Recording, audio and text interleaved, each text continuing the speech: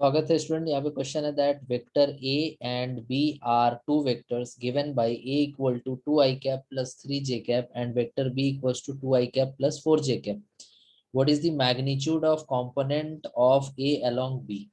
तो पहले यहाँ पर ये समझेंगे कि इस क्वेश्चन में पूछा क्या जा रहा है। जैसे मान लीजिए कि आपके पास एक वेक्टर है बी या एक वेक्टर ए है और एक वेक्टर है बी और इनके बीच का एंगल सपोज करिए कि थीटा है। तो अगर आपसे कोई पूछे कि बी का जो कंपोनेंट होगा वो इस डायरेक्शन में कितना होगा और बी का जो कंपोनेंट होगा वो आपका इस डायरेक्शन में कितना होगा, तो इसको बोलते हैं रेजोल्यूशन ऑफ वेक्टर। और ये आप ऐसे कर सकते हैं कि इस तरफ थीटा है तो बी का कंपोनेंट इधर आएगा बी कॉस थीटा और ऊपर की तरफ आएगा बी साइन थीटा। इस तरह से ब्रेक करेंगे।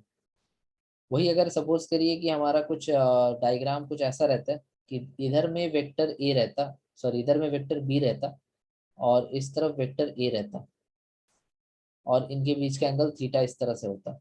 तो अगर आपसे कोई पूछता ए का कंपोनेंट इधर कितना होगा और इस तरफ कितना होगा, तो फिर से आप यहाँ पर कंपोनेंट्स ब्रेक करते। इस तरफ आता ए कॉस थीटा और इधर ऊपर की तरफ आता ए साइन थीटा, है ना।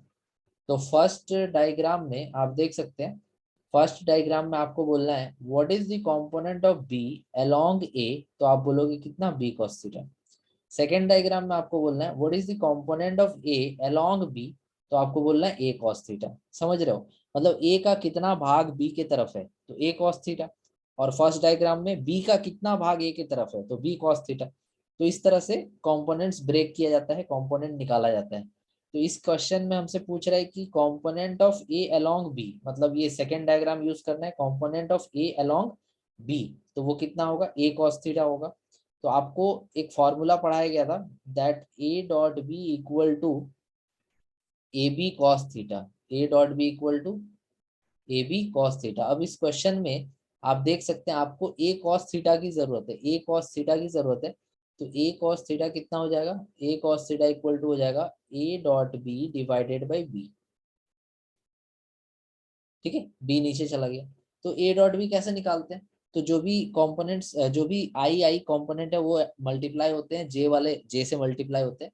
तो ए डॉट बी निकालना है तो 2 इंटू 2 करोगे 4 आएगा, फिर यहाँ पे 3 इंटू 4 करोगे 12 आएगा। तो 12 और 4 कितना हो गया 14। तो 2 2 जा 4 प्लस 4 3 12। और मैग्नीट्यूड ऑफ बी, बी का मैग्नीट्यूड कैसे निकालते हैं, तो उसका कॉफिशिएंट का स्क्वायर करके ऐड करके रूट कर देते हैं। तो यहाँ पे 2 का स्क्वायर प्लस 4 का स्क्वायर, तो 2 का स्क्वायर कितना हो जाएगा 4 और 4 का स्क्वायर कितना हो जाएगा 16। तो 16 और 4 कितना हो जाएगा 20। तो ये आ गया 20। ठीक है, तो यहाँ पे लिख दिया 20। तो ये एक्चुअल में 12 4 16, 16 डिवाइडेड बाई √100 20 मेरा आया है। अगर आप चाहें तो √20 को ऐसे लिख सकते हो, √20 को आप लिख सकते हो 4 इंटू 5। तो यहाँ से 4 का रूट क्या हो जाएगा 2, तो 2√5 इसको आप लिख सकते हो। तो ये आ जाएगा 16/2 √5 और 2 से ये कैंसिल होगा तो 8 बार में जाएगा, तो ये आ जाएगा 8/√5। तो ये आपका फाइनल आंसर आ जाएगा। तो इसी तरह से इस तरह के जो भी क्वेश्चन रहेंगे उसको ऐसे ही बनाना है। आई होप आपको ये क्वेश्चन अच्छे से समझ में आ गया होगा। Thank you so much for watching.